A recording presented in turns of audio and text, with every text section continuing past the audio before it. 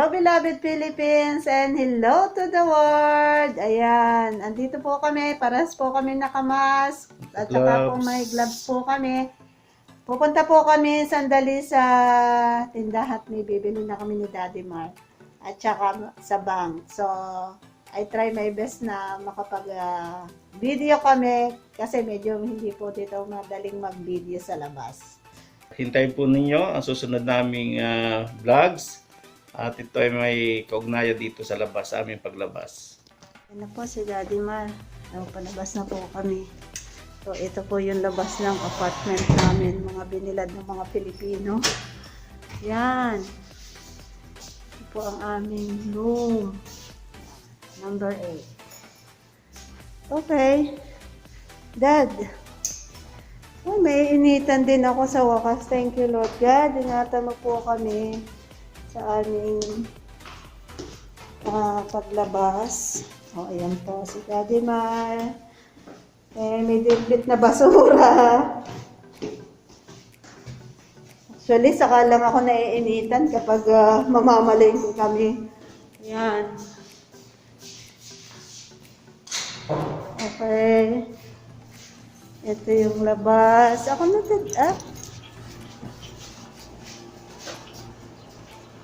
Okay.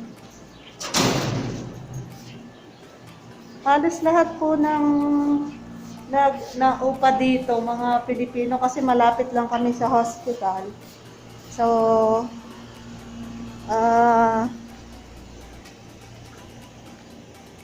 mga nurses ang mga umuupa dito.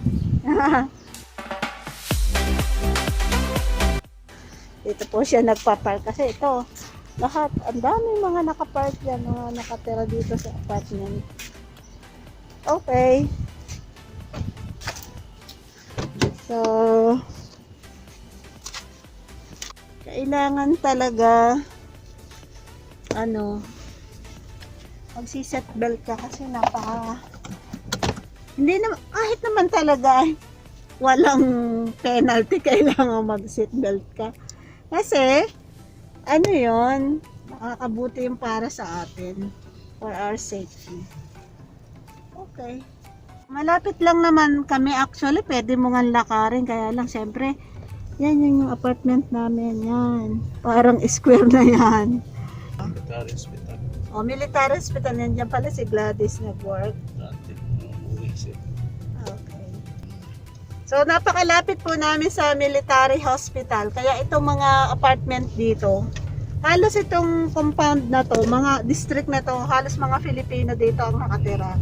Kaya hindi kami siya magwawari na mas safe dito kasi pagka yung, di ba, may mga community ng mga Filipino.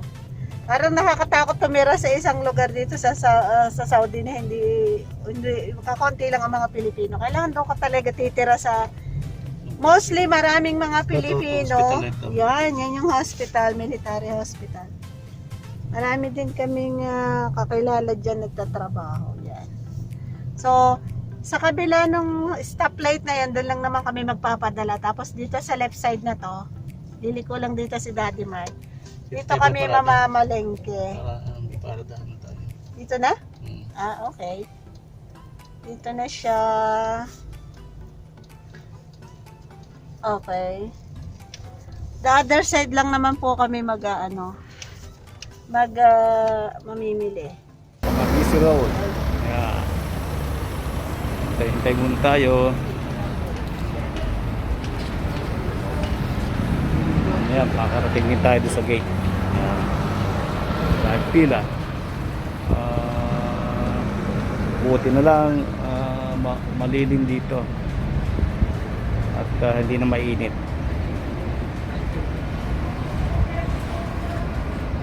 Kasi halos dito lahat pamilihan. Yan. Yan, nakita nyo yung mga building na yan. Sa likod ng mga building na yan, maraming apartment dyan. At mga nakatira dyan, mostly mga Pilipino.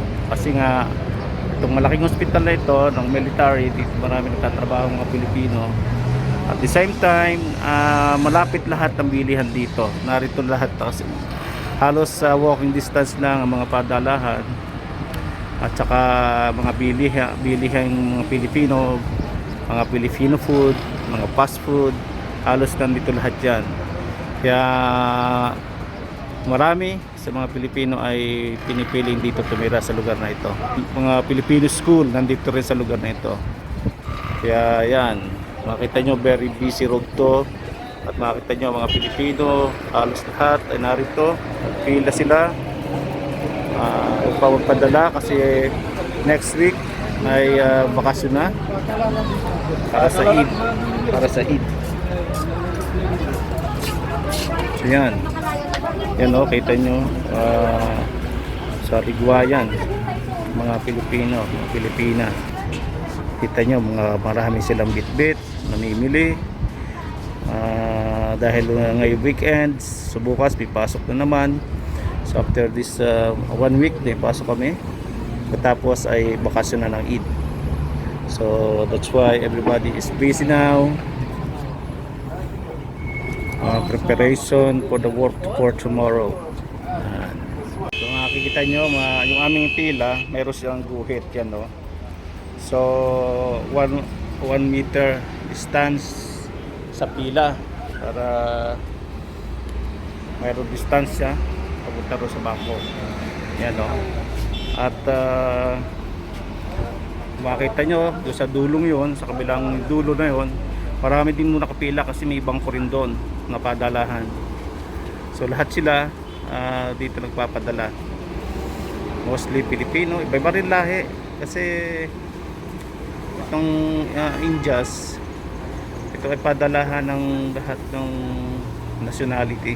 Mami doon ay namimili doon sa ayun, sa market na yon, tapos siya namimili. Naghiwalay kami para malesen ang time. Mas maganda to. So habang siya namimili doon, ako naman ay narito nakapila.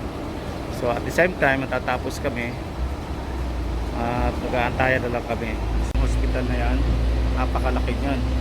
Ito yung VIP side. At dyan, napakaraming Pilipina nagtatrabaho dyan. Halos lahat ng nurse dyan, marami ay Pilipina. At isang maganda dyan, pag pumasok ka dyan, para pumasok ka sa isang bayan, isang maliit na bayan na kompleto rin sa loob. May mga restaurant din sila, may mga bilihan sa loob. Amoy dito yung tinapay kasi itong kulay blue na yan, Blue Ribbon yan. So dyan ang bilihan namin ng tinapay na paborito ni Mami Dawn. Si Blue Ribbon yan, ang mga baker dyan, mga Pilipino, saka mga ginagawa dyan tinapay mostly ay Filipino bread.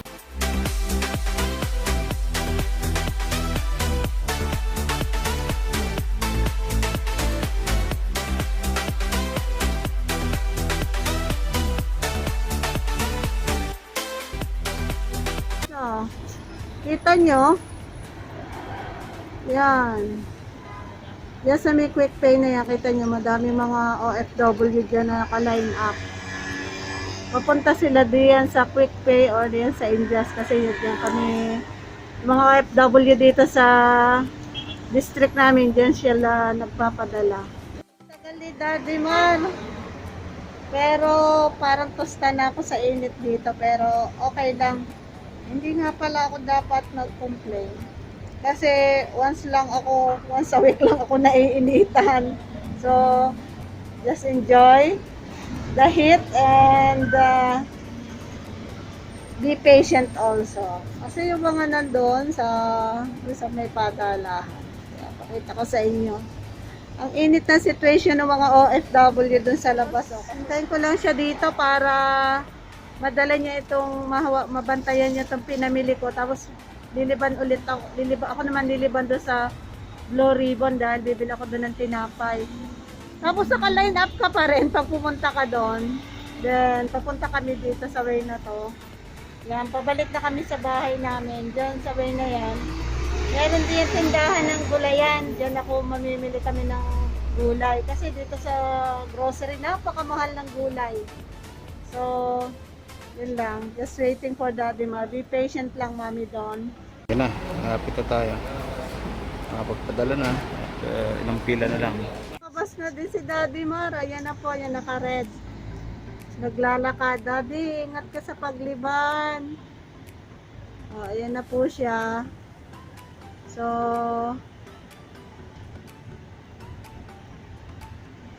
dadating na po siya.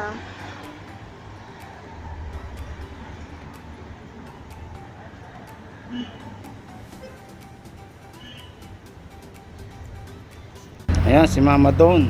Bibili ng tinapay. Sabi ko sa inyo, pupunta yan doon sa bake shop. Mahilig yan dyan sa bake shop. Yun o, pupunta ng Blue Ribbon. Yun. Yun. A few inches later. Hello po, ayan. Nakatapos rin po kami. Blue ribbon, oh, yan. Yan ang ginaya nila yung red ribbon. Pero masasarap ang tinapay dyan. So, yan po, para po kaming nasa horno dito sa aming kotse. Kasi nababad ng init doon sa labas habang naghihintay sa amin. So, hindi pa malamig ang aircon. You have to wait for a few. Oh, di ba is? Grabe. Yan, yeah, hey, may mais. Oh, dito po kami namimili sa para bang ano to. Ang tawag dito ay bakala, yan. So, that is the mais. Oh, babad na sa init. A few inches later. Yan, nakutin muna ni Daddy Mar yung pinamili namin.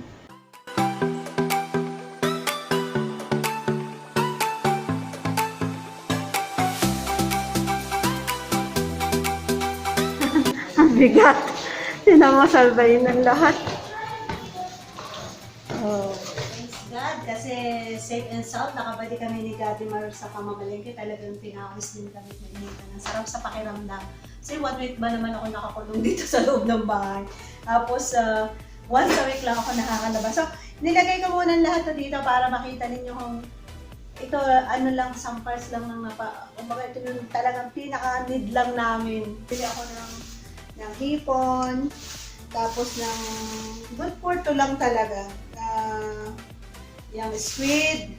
Tapos to, mag-empanada kasi ako tsaka lumpiang Shanghai. Tapos yan, pang-prito kasi gusto ko ng prito. Tapos ito, gusto kong magawa ng sardines. Yan, gusto ko i-press na ako mismo gumawa. Tapos to, kung tuturuan namin kayo magawa ng kalamay, Daddy Mar, pwede niyong i-business. Wala talaga akong mabili na yung half lang. Ganito dito pag bibili ka ng ano. So, kaya bumili ako nito kasi pwede kong gamitin itong pangbalot sa ano ko. Sa lumpia ko. Yan. Tapos pakwan, tapos yung favorite namin ni Daddy Mar na ano. Pakwan. 30 reals. Ang sarap nito. Napakamahal lang ng kilo nito. So, pero, 30 reals how much? alin? Ito. No, 20 lang. Matawadan niya. Tawadan natin. Saka yehey! Favorite ka mais ni Daddy Mar. Yan. Talagang, ano niya, aid niya to. Itong, ano. Siyempre, dami. marami pa rin akong biniling sibuyas. Another, ano ulit. So, hindi mawawala to sa aking gulay. And then, kenchay. Yan. Dahon. Bell pepper. I need bell pepper. Tapos yung ano, pampandang tawag dito. Ay, siyempre, ang Mandarin. marami kamatis. Yan. Tapos ay konting cucumber, Milo. Yan, kasi favorite ko ni Dad. And syempre, itong mga tinapay, ito ang mga mamahal itong ito, one of my favorite kasi parang brownish siya.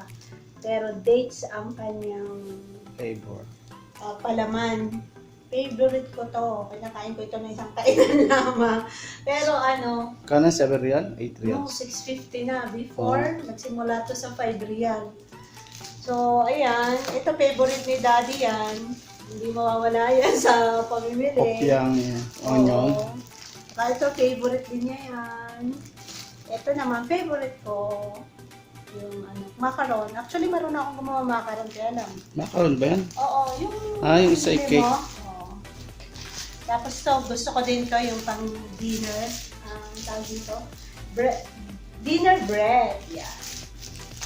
Tapos, syempre, actually ako, hindi na ako bumibili lang ako nitong tomato paste para sa pang ano. Kasi kamatis din naman to eh. Pang kulay ko lang sa akin. Pag gusto ko makulay ang spaghetti. Yan. Siyempre, bumili na rin ako ng baking soda. Yan ba yung baking soda? Oo. Tapos charan, magkukok ako nito. Ano yan? White beets? Oo, white beans. Okay. That's all.